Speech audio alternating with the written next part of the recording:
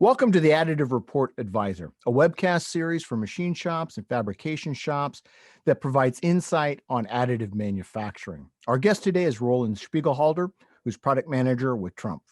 Now that we've covered technology, at least the baseline, so people have an understanding, I want to shift into applications and drivers and benefits. All right. The first question I have in this category, generally speaking, I want to operate off that word driver.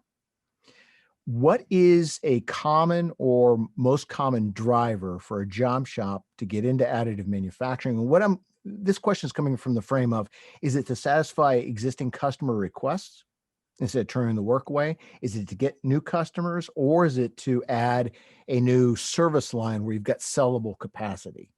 Or something else? I don't want to put words in your mouth. Is it any of those? And if you can give a breakdown of percentage-wise, who's driven by what? Yeah. So I think in most cases, it's definitely an invest in future. Also, job shops who are reaching out to us, they are being more confronted more and more by their customers, which are requesting AM capabilities. So, for example, the big OEMs out there who design parts and pushed it out to all over the industry, also they are right now at a point where more and more things are being reconsidered, and more cases are found where the AM is really just the next way. Sometimes it's just parts cost. In other cases, it's that it gives you the chance to improve even further, for example, to save more emissions, to push just the limits on technology. So these people, they're going to the job shops, and in the past they only machined or milled out parts, and now they will ask, okay, our next generation part, what you have done the last few decades, will be now AM. Can you do that? So It's definitely something, which is on the one hand, then obviously the people are seeing that more and more of the parts sometimes transition over, sometimes that they are scared maybe the AM will take over in a few years. I don't think that that's the case, but yes, I would say definitely. On the one hand, it's the customers who are demanding that. On the other hand, it's slightly a change in the industry that you want to be also part of the AM. Yeah. So, therefore, what you just said, those listening into this episode will already realize that they need to be considering additive because it's their customers pushing them by request. And it sounds like what you're saying is customers, the big OEMs, are leveraging design for additive to get more complexity, to drive out emissions, drive out weight and all that. So they're taking advantage of the technology, coming up with designs that really may not be practical for what your shop is built on. Okay. Now, that's very in line with a production orientation. I'm making parts that I'm going to sell to my customer, they're going to use in their product line. But there's two other buckets. There's product development, and there's also, let's call it manufacturing support. So tools, dies, jigs, fixtures, and all that. Yeah. In the job shop realm with metal additive manufacturing, where does the demand lie? Is the job shop using it primarily as a prototyping tool, a customer's product development support tool? Are they using it primarily to support their own operations through making jigs or, adding efficiency to existing operations? Or is it truly all about selling that part to your customer, which is going to go on their next airframe or automobile? Yeah. So definitely the whole, at the end, everything is needed. I mean, a part is not suddenly there and will end up in a car or in an airplane or somewhere else. It obviously needs to be developed. I think in most cases, I've seen job shops also doing that development task. So they are already part of it, of a cycle, of a design from the beginning. They are the ones who would, for example, tell, okay, this is possible, this is not possible. Sometimes they are also really the experts, knowing that technology, knowing what's possible. And then it can be, for example, really also optimized and in the right way. On the other hand, if you are now a job shop which already has that knowledge and you see parts that you have on your milling machines for lots of hours, I think yeah, you would be the first one who would tell your end customer, hey, I mean, I would give it a shot, maybe put it on a 3D printing system. At the end, you can, yeah, maybe earn more money do that because, yeah, maybe it's that the process is just better. And yeah, it also fulfills the requirements of that part. So it could be definitely in both ways. Well, I want to offer a little bit of a caution sign on that. Mm. So one thing that I would like the audience to know, if you agree, is that there is a lot of work that goes into, let's say, a demanding part to make it meet requirements. There's process development along the lines of the material you're using, the machine you're using, the build parameters you're using. So it's not something that they should expect to be handed a recipe that works for each and every part they're going to get in each and every material. Do you agree with that statement?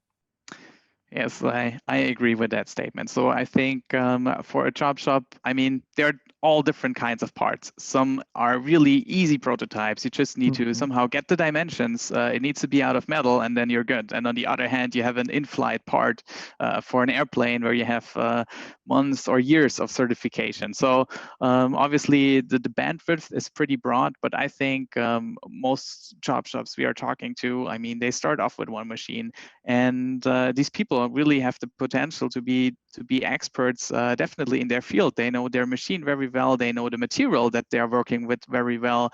And if they have one part, for example, certified, or if they develop once one part, they have that knowledge and they can use it just for all the other parts too. So I think you really sometimes see these silos job shops with really very good knowledge out there, and which can also then quite drive the whole industry. Excellent. Excellent. Now, applications and benefits. Are there any, beyond what you've discussed already, any areas where there's big wins that you see that people may not initially appreciate? So either the use or the benefit derived for the job shop. And we've already addressed, you can accept more of your customer work that's being demanded, and you can do the challenging parts that are designed for additive, all that. Is there anything else that you see that ends up being maybe even some aha kind of moments? I bought it for this, I justified it based on this, but something comes through the door or something develops and the job shop says, son of a gun, that's powerful for my business. Yeah. So I definitely think in most cases, especially when you're a job shop, sometimes you're supplying multiple industry. Maybe you think of, okay, my first intent is to use it exactly for that part. Maybe you calculated it through at the beginning to reduce the risk, and you think, yeah, it's a perfect way to go forward. As soon as you have that machine on your floor, I think at that point the AM technology is, I mean, meant for just testing out things, doing, for example, some kind of prototyping. So I see so many companies also out there which are getting in contact, maybe on a trade show or somewhere else with somebody, and they say, okay, let's just test it. And I think you have there a tool which is highly flexible. You can do today you can do a door lock for somebody. On the next day you can build a turbine wheel. Wait. What did you say before turbine? You can do a what? A door lock. A special additive design door lock, very hard to manipulate. So okay. I have seen all kinds of crazy things out there. No, but what I wanted to say is it's really highly flexible, and the chance that you're ending up with a totally different part that you maybe at the beginning anticipated is definitely high. And I think this is the benefit of that technology, that it gives you that flexibility, that you can go from one part to a totally different one within hours between one and the other build job.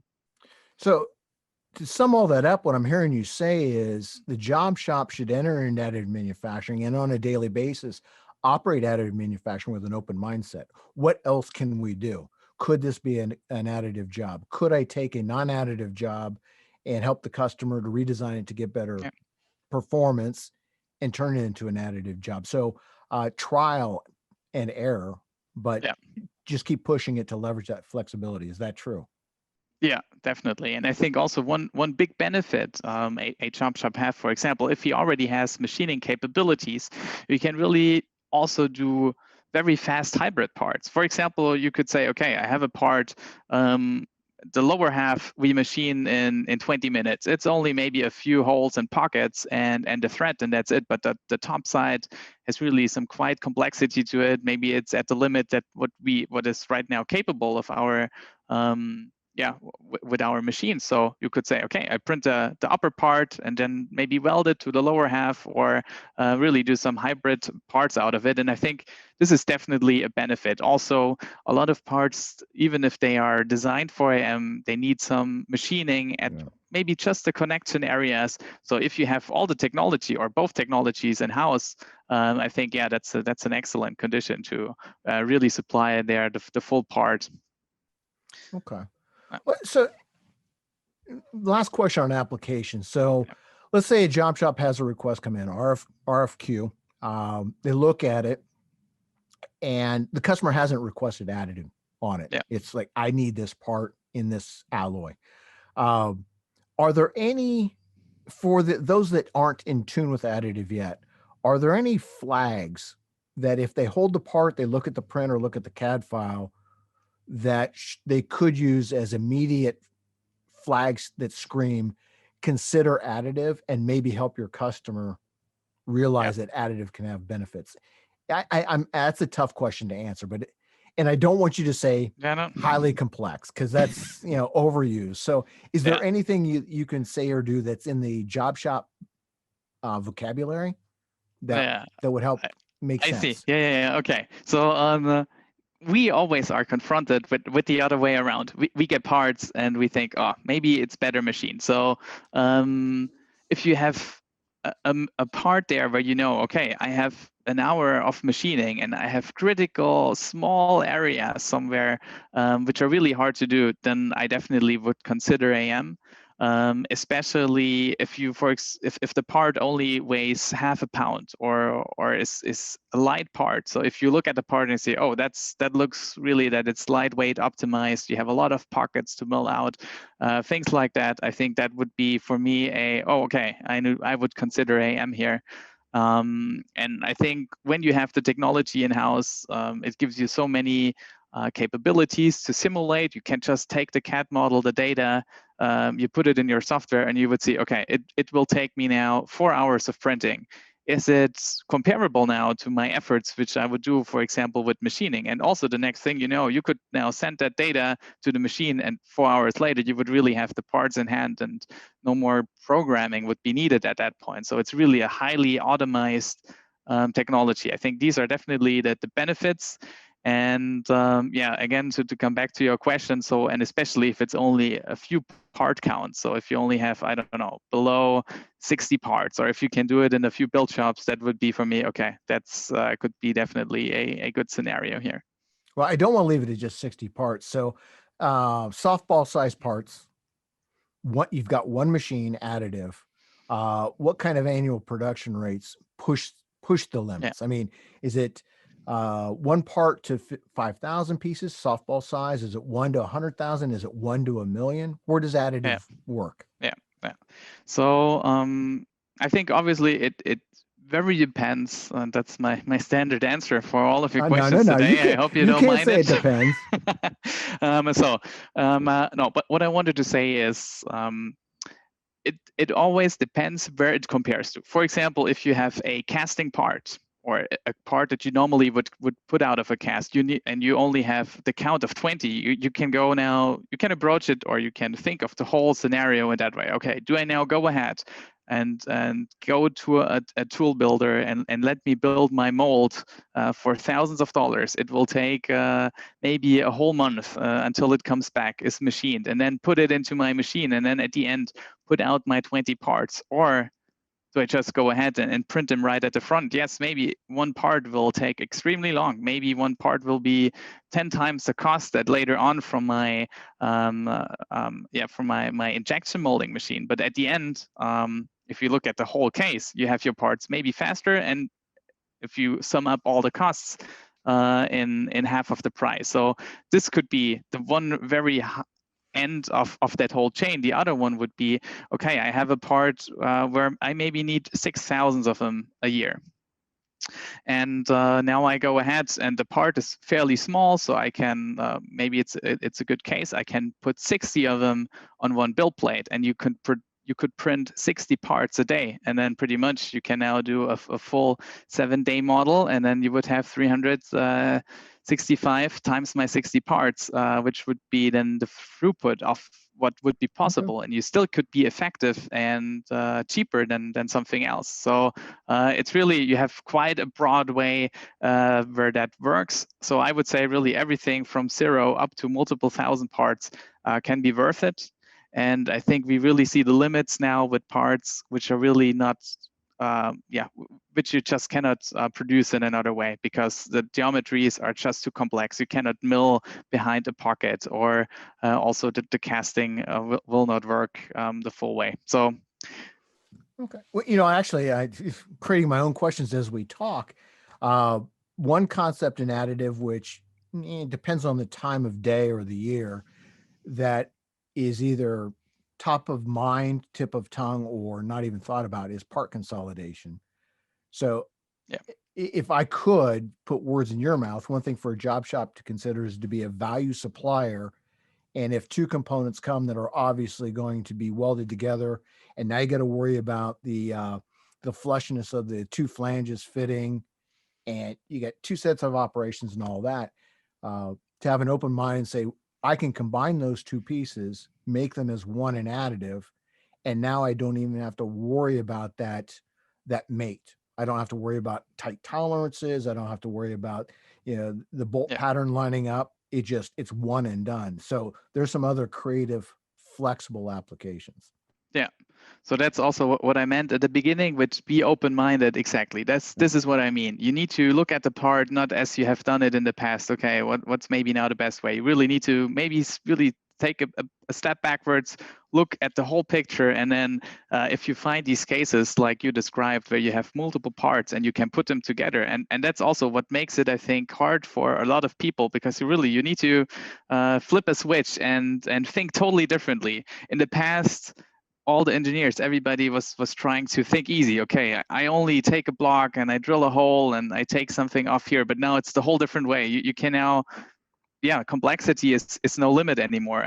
I think at the end, a printer would be happy if you give him a more complex part than a very full high volume part. So for the process, it would be even better to stay with more lightweight structures. It's better in every regard, build time, at the end, the part quality. So a lot of things are more beneficial. So you really need to flip that switch in your head and think differently of all these things. And especially these cases like that, where you can combine sometimes 7, sometimes 10 parts to one, then suddenly, you will see a very big benefit of doing it the AM way.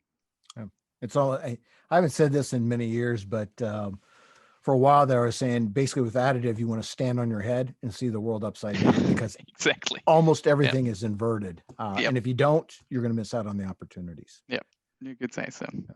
So we've covered technology, we've broached applications and drivers and benefits. Now I just want to get into a much broader bucket of guidance.